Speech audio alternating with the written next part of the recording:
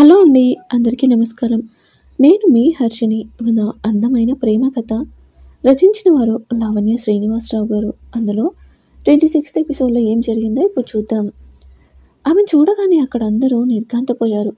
వసుకి అయితే కోపం కట్టలు తెంచుకొని హాస్పిటల్ అంతా దద్దరిల్లేలా ఒక్కటి పీకింది. ఆ దెబ్బకి తనూజ నేలకు కరుచుకుంది. తన అమ్మ తనూజ అంటూ తనని పైకి లేపింది. అప్పటికే ఆమె పెదవి చిట్లి రక్తం వస్తుంది. దానిని చూసి ఆవిడ హృదయం తల్లడిల్లిపోయింది. అమ్మో! రక్తం అంటూ తన పైట చెంగుతో తుడుస్తూ ఉంటే తనుజ వాళ్ళమ్మనే చూస్తుంది. తను ఎంతగా దూరం పెట్టింది ఆవిడని. ప్రతి విషయంలో తనకి మంచి, చెడు చెప్పాలని ఎంత ప్రయత్నించినా ఆవిడ మాటలని పెడచెవిన పెట్టింది. బహుశా ఒక్కసారైనా ఆవిడ మాట వినుంటే తనకిప్పుడు ఇలాంటి పరిస్థితి వచ్చేది కాదేమో. ఆవిడ రక్తాన్ని తుడిచి బుగ్గపై తడిమి, చూడండి, మీ కోపం నాకు అర్థమవుతుంది. కానీ ఒక్కసారి నేను చెప్పేది వినండి అంది ఆవిడ వసు దగ్గరికి వెళ్ళి. నేనిప్పుడు ఏమీ వినను. ప్లీజ్ మీ కూతుర్ని ఇక్కడి నుంచి తీసుకెళ్ళిపోండి. తనిలా నా కళ్ళ ముందే ఉంటే నేనేం చేస్తానో నాకే తెలియదు అంది వసు. అది కాదండి. మీరు నేను ఇద్దరం ఇప్పుడు ఒకే బాధలో ఉన్నాం. మన పెంపకాలు మనల్ని వెక్కిరిస్తూ మన ముందు నిల్చున్నాయి. జరిగిన దానిని మీరు సరిదిద్దలేరు. నేను మార్చలేను. కానీ జరగబోయేదాన్ని మాత్రం మీరు మార్చగలరు. ఇప్పుడు నా కూతురు జీవితం మీ చేతుల్లో ఉంది అంది. అంటే మీరేం మాట్లాడుతున్నారు? నాకు అర్థం కావడం లేదు. సరిగ్గా అర్థమయ్యేలా చెప్పండి అంది వసు. అదేనండి, ప్రతి ఆడపిల్ల జీవితంలో పెళ్ళి అనేది ఎంత ముఖ్యమో మీకు తెలుసు. అన్నీ బాగున్న వారికే పెళ్ళవ్వడం కష్టం. అలాంటిది పోలీస్ స్టేషన్‌కి వెళ్ళొచ్చిన పిల్లంటే ఇక దీన్ని ఎవరు చేసుకుంటారు చెప్పండి? అందుకే మీరు పెద్ద మనసు చేసుకొని అంటుంటే ఆవిడ వైపు వసు కోపంగా చూసింది. అలా చూడకండి. కావాలంటే మీ కాళ్ళు పట్టుకుంటాను అని వసు కాళ్ళపై పడుతుంటే వసుతో సహా అందరూ ఆవిడని ఆపారు. ఏంటండి మీరు చేస్తున్న పని అంది హైమ. ఏం చేయమంటారండి? ఆడపిల్లని కన్న తల్లిగా నాకు ఇలా రాసిపెట్టుంది. కళ్ళ ముందే కూతురు జీవితం అన్యాయం అయిపోతుంటే చూసి తట్టుకోలేనండి. వాళ్ళ నాన్న గారాబం వల్ల అది అలా మొండిగా తయారైంది. కానీ దాని మనసు మంచిదండి. ఇప్పుడు కూడా లోపలికి రావడానికి బయట వీళ్ళ అబ్బాయిని ఎంత బ్రతిమాలిందో మీకు తెలియదు. అది ఇప్పుడిప్పుడే అన్నీ అర్థం చేసుకుంటుంది. అలాంటప్పుడు మళ్ళీ ఆ నాలుగు గోడల మధ్య ఉంటే ఎక్కడ దానికి చెడబుద్ధి పుడుతుందోనని భయం అంది. ఆవిడ మాటలు విన్న తనూజ తల్లి దగ్గరికి వచ్చి, అమ్మా, అదే నీ భయం అయితే ఇప్పుడే దాన్ని నీ మనసులో నుంచి తీసేయ్ అంది. ఆవిడ ఆశ్చర్యంగా చూసింది కూతురు వైపు. అవునమ్మా, ఇన్ని రోజులు నీ మాట వినకుండా నేను పట్టించుకోనందుకు దేవుడు నాకు తగిన శాస్తే చేశాడు. ఇది నాకు ఇంకో జన్మ అనుకుంటాను. నీకు మాటిస్తున్నా అమ్మా. ఇక నుంచి నువ్వేది చెప్తే నేను అదే చేస్తాను.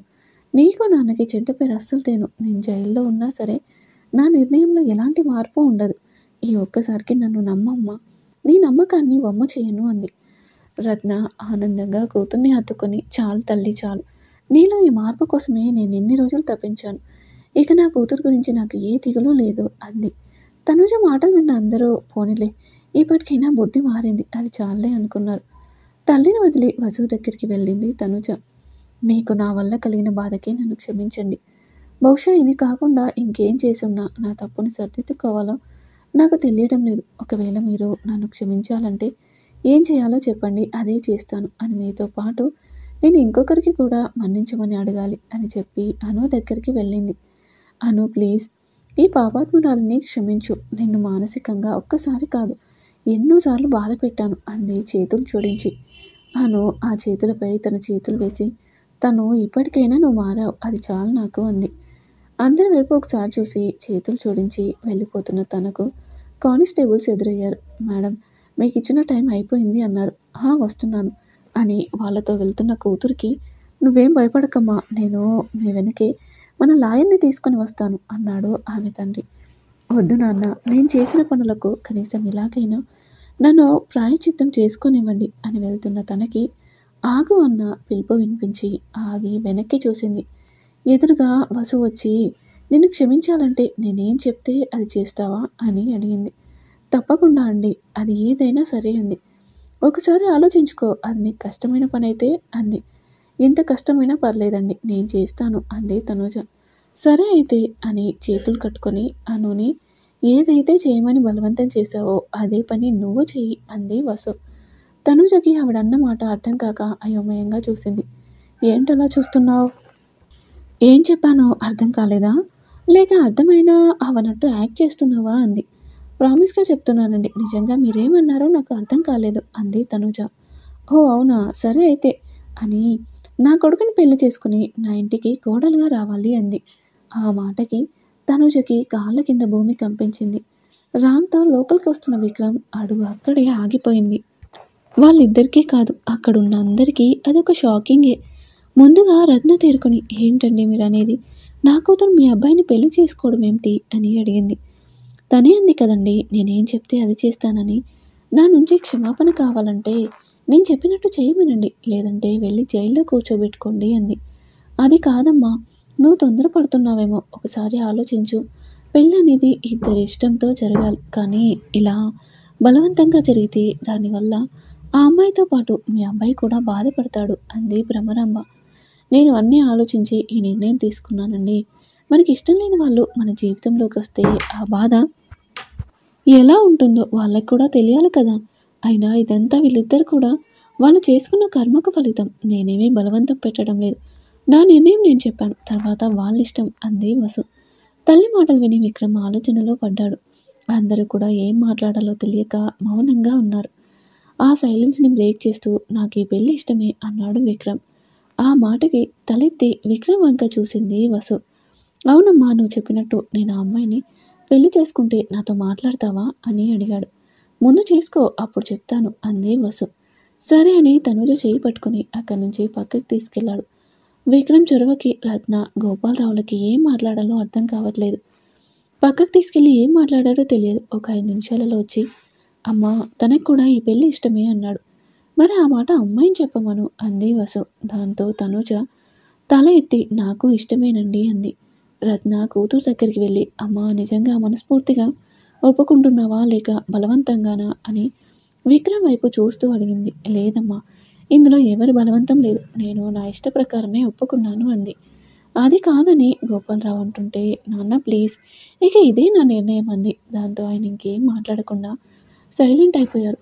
ఇందులో రాజశేఖర్కి స్పృహ రావడంతో డాక్టర్ వచ్చి అదే విషయం చెప్పారు. విక్రమ్ వసు ఇద్దరు ఒకేసారి వెళ్తుంటే ఆయన ఒక్కొక్కరుగా వెళ్ళండి అన్నారు. వసు విక్రమ్ వైపు చూస్తే, నువ్వు వెళ్ళమ్మా అని తను ఆగిపోయాడు. ఆవిడ భర్తను చూసి కన్నీళ్లు పెట్టుకుంది. ఆయన తన చేతిని నెమ్మదిగా లేపి ఆమె కన్నీళ్లు తుడుస్తూ, ఊరుకో వసు, ఇప్పుడేమీ కాలేదు కదా, చూడు నేను ఎంత బాగున్నానో అని అన్నారు. మిమ్మల్ని అలా రక్తం అడుగులో చూసేసరికి నా ప్రాణం పోయినట్టయిందండి. మళ్ళీ ఇప్పుడే నా గుండె కొట్టుకుంటుంది అని ఆయన చేతిని తన చేతిలోకి తీసుకుంది. వసు, విక్రమ్ ఎక్కడ అన్నాడు అని అడిగాడు రాజశేఖర్. బయటే ఉన్నాడండి, రమ్మంటారా అంది. మళ్ళీ నిన్ను వాడిని చూస్తాననుకోలేదు వసు, ఇది నాకు పునర్జన్మే అన్నాడు. ఏమండి, మీతో నేను ఒక విషయం చెప్పాలి అంది. ఏంటి వసు అది? ముందు నేను చెప్పేది విని అప్పుడు మీ నిర్ణయాన్ని తెలపండి అని విక్రమ్ తనుజల పెళ్లి గురించి చెప్పింది. అది విన్న ఆయన, తప్పు చేస్తున్నావేమో వసు, మరొకసారి ఆలోచించు. వాడి గురించి నాకన్నా బాగా నీకే తెలుసు. వాడికి నచ్చని షర్ట్నే వేసుకోడు, అలాంటిది నువ్వు వాడి జీవితంలోకి నచ్చిన అమ్మాయిని తీసుకొస్తానంటున్నావు. దీని కారణంగా వాడెంత సఫర్ అవుతాడో అర్థమవుతుందా అన్నాడు. నేనేమి కోపంతో ఇలా అనడం లేదండి, వాళ్ళిద్దరు కూడా జరిగిన వాడి నుంచి చాలానే నేర్చుకున్నారు. పైగా ఇద్దరు ఇప్పుడు ఒకలానే ఆలోచిస్తున్నారు. అందుకే వాళ్ళకి ఒక అవకాశం ఇవ్వాలనుకుంటున్నాను. అది కాక ఇందులో నా స్వార్థం కూడా ఉందండి అంది. నువ్వు స్వార్థంగా ఆలోచించడమా? కలలో కూడా ఎవరికి హాని చేయను నువ్వు ఇలా అంటున్నావేంటి అన్నాడు. అవునండి, స్వార్థమే. ఇప్పుడంటే ఇద్దరు పరిస్థితుల కారణంగా అలా అంటున్నారు. కానీ ఒకవేళ మళ్ళీ వాళ్ళ ఆలోచనలు మారి అనురామ్లను విడదీయాలని చూస్తే, లేదండి, నేను విక్రమ్కి అలాంటి అవకాశం ఇవ్వలేను. పైగా నేను ఇందాక తనుజ మాటలు విన్నానండి, పిచ్చిది. ఆ అమ్మాయికి తెలియలేదు, కానీ నాకు అర్థమైంది. అను రామ్లను విడదీయడానికి ప్రయత్నిస్తూ తను విక్రమ్కి దగ్గరైంది. మిమ్మల్ని చూడడానికి విక్రమ్ని ఎంత బ్రతిమలాడిందో తెలుసా? నన్ను ఎవరు ఎన్నన్నా పర్లేదు, నువ్వు కూడా అంటుంటే తట్టుకోలేను అంది. ఆ మాటకి అసలైన అర్థం ఏంటో ఇద్దరూ గ్రహించలేకపోయారు. ఇద్దరికీ ఒకరిపైన ఒకరికి పైకి చెప్పలేని భావాలు ఎన్నో ఉన్నాయి, కానీ వీళ్ళ మూర్ఖత్వంతో వాటిని చూడలేకపోతున్నారు. ఈ విషయం నాకు నిశ్చితార్థం రోజే తెలిసింది అంది. ఏంటి వసు, నువ్వనేది నిశ్చితార్థం రోజు తెలియడం ఏంటి అని అడిగారు. అవునండి, ఆ రోజు అనుకి ఏం జరిగిందోనని మనందరం టెన్షన్ పడుతుంటే విక్రమ్ తనుజను కలవడానికి వెళ్ళాడు. ఒకవేళ వాడు అనుని నిజంగా ప్రేమిస్తే ఫస్ట్ తన దగ్గరికే వెళ్ళేవాడండి. పంతంతో కోపంతో అనుని కావాలనుకుంటున్నాడు, కానీ వాడు మనసు మాత్రం తనుజని ఇష్టపడుతుంది. ఇవన్నీ మామూలుగా చెప్పినా వాళ్ళు ఒప్పుకోరు. దానికి ఇద్దరి మధ్య ఈ దూరం పోవాలి. అప్పుడే వారి మనసేంటో తెలుసుకుని దగ్గరవుతారు. అందుకే అన్నీ ఆలోచించి నేను ఈ నిర్ణయం తీసుకున్నాను అంది. ఆవిడ మాటలు విన్న రాజశేఖర్ ఆశ్చర్యపోయారు. వసు, నువ్వేనా ఇది? నా భార్య ఇంత ముందు చూపుందా? నాకున్న అనుమానాలన్నీ తీరిపోయాయి. నాకు కూడా నీ నిర్ణయం నచ్చింది. నేను కూడా నీకే సపోర్ట్. మనిద్దరం కలిసి మన కొడుకు జీవితాన్ని చక్కదిద్దుతాం అని వసుంధర చేతిని పట్టుకున్నారు. ఆవిడ సంతోషంగా, చాలండి, మీరు నాకు తోడుగా ఉంటే చాలు అని నేను వెళ్ళి విక్రమ్ని పంపిస్తాను, మాట్లాడండి అంది. సరే అన్నారు ఆయన. కళ్ళు తుడుచుకొని బయటికి వెళ్ళి మీ నాన్నగారికి అన్నీ చెప్పాను. ఆయన కూడా దీనికి ఒప్పుకున్నారు. నీతో మాట్లాడాలంట, వెళ్ళు అంది. ఆ మాట వినగానే విక్రమ్ సంతోషంగా తల్లిని హత్తుకొని తండ్రి దగ్గరికి వెళ్ళాడు. విక్రమ్ వెళ్ళాక రామ్ దగ్గరికి వెళ్ళి, బాబు రామ్, విక్రమ్కి తనుజకి ఇద్దరికి తొందరగా బెయిల్ వచ్చేలా చేయవా? పెళ్ళికి జైల్లో ఉంటే బాగోదు కదా, అందుకే ఈ ఒక్క సాయం చేయి చాలు. నీ తల్లి లాంటి దాన్ని అడుగుతున్నాను అని రెండు చేతులు జోడించింది. అయ్యో ఏంటండి ఇది, తల్లి లాంటి దాన్ని అన్నారుగా, ఇదే మీ కొడుకుకైతే ఇలానే చేతులు జోడిస్తారా చెప్పండి అని. ఆయన మీరేం వర్రీ అవ్వద్దు, వాళ్ళిద్దరి మీద ఎలాంటి కేసులు లేవు అన్నాడు. ఆ మాటకి తనుజతో తన తల్లిదండ్రులు కూడా ఆశ్చర్యపోయారు. ఏంటి బాబు నువ్వు అనేది అంది వసు. అవునండి, ఇద్దరు ఇప్పటికే జరిగిన దానికి పశ్చాత్తాపడుతున్నారు. నేను వాళ్ళు మారాలి అనుకున్నానే కానీ వాళ్ళు బాధపడాలి అనుకోలేదు. లేదంటే నాకు నిజం తెలిసిన రోజే ఇద్దరికి తగిన బుద్ధి చెప్పేవాడిని. నేను కోరుకున్నట్టుగా ఇప్పుడు ఇద్దరూ మారి మన ముందున్నారు.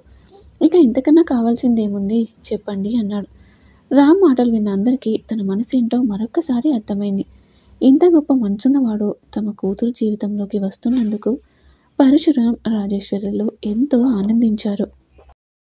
అనసూయ మాత్రం తన కొడుకుని, తన పెంపకాన్ని చూసుకుని ఎంతగానో గర్వపడింది. తనుజ తల్లి అతని వద్దకు వెళ్ళి, చిన్నవాడివైపోయావు కానీ నీకు చేతులెత్తి దండం పెట్టాలనుంది బాబు. కీడు చేసిన వాళ్ళకి కూడా మేలు చేసే నీలాంటి మంచి మనసున్నవాడు దొరకడం ఆ అమ్మాయి అదృష్టం. బహుశా గత జన్మలో ఎంతో పుణ్యం చేసుకొని ఉంటావు తల్లి అంది ఆవిడ పక్కనే ఉన్న అను తల నిమురుతూ. దానికి సమాధానంగా అను చిన్న నవ్వు నవ్వి ఊరుకుంది. తండ్రితో మాట్లాడాలని, ఆయన్ని క్షమాపణ అడగాలని ఎంతో ఆశగా వెళ్ళిన విక్రమ్ తీరా ఆయన్ని చూసేసరికి బాధగా కళ్ళనీళ్లతో తల దించుకుని ఉండిపోయాడు. ఆయన నెమ్మదిగా విక్రమ్ అని పిలిచారు. ఆ పిలుపు విన్న వెంటనే ఇక విక్రమ్ ఆకలేక ఆయన బెడ్ దగ్గర మోకాళ్ళపై కూర్చుని, ఐఎమ్ సారీ డాడీ, నా వల్లే ఇదంతా అంటూ కన్నీళ్లు పెట్టుకున్నాడు. రాజశేఖర్ కొడుకు కన్నీళ్లు తుడుస్తూ, లేదు నాన్న, ఏది నీ వల్ల కాదు, ఇలా జరగాలనుంది జరిగింది అంతే అని. అయినా నువ్వే ఇలా అయిపోతే ఇక అమ్మకి ఎవరు ధైర్యం చెప్తారు, ఎవరు చూసుకుంటారు చెప్పు అని అన్నాడు. లేదు డాడీ అని అంటుంటే, ఇక వదిలే నాన్న అని. సరే కానీ అమ్మ నీ గురించి అన్నీ చెప్పింది. నీకు ఈ పెళ్ళి నిజంగా ఇష్టమేనా అన్నారు.